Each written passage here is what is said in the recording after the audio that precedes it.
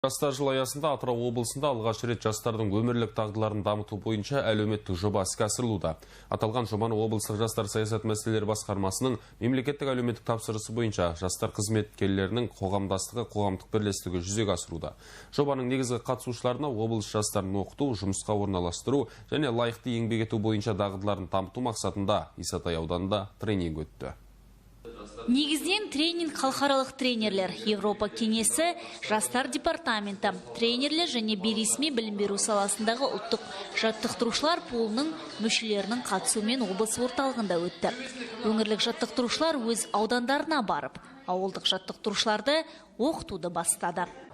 Біздер Исатай ауданынан 3 аймақтық тренер Атырау облысында республикалық және халықаралық деңгейдегі тренерлерден арнайы сабақ алып, сертификатталып, қазіргі уақытта Исатай ауданы бойынша 21 ауылдық тренерді дайындау үстіндеміз.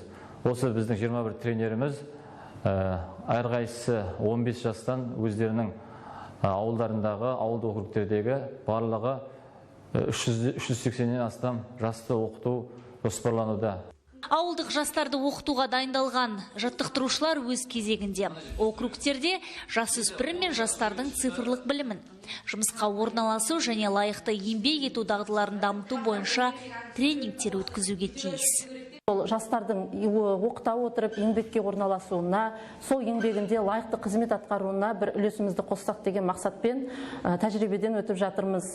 Бұл самғау жобасы Қазақстанның жастарының болашағы үшін өте маңызды жоба деп білем, және болашақта осы тәжірибеден алған білімімді жастарды үйретуде өте жоғары деңгейде пайдаланамын деп үміттенемін. Сабақта өте қызықты тренингтерді пайдаланып жатырық. Сонымен қатар түсінік жұмыстарын жүргізу арқылы, көптеген ақпараттар алу арқылы, соны тәжірибеде қолдана білу үшін әртүрлі ойындар мен тренингтермен пысықтап жатырмыз.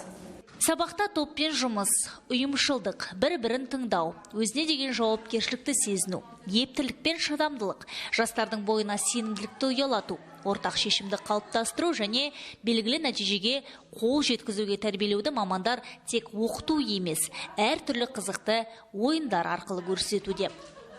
Индира Мерекенқызы, Ержан Шеруенов, Атырау телеарнасы үшін Исатай ауданынан.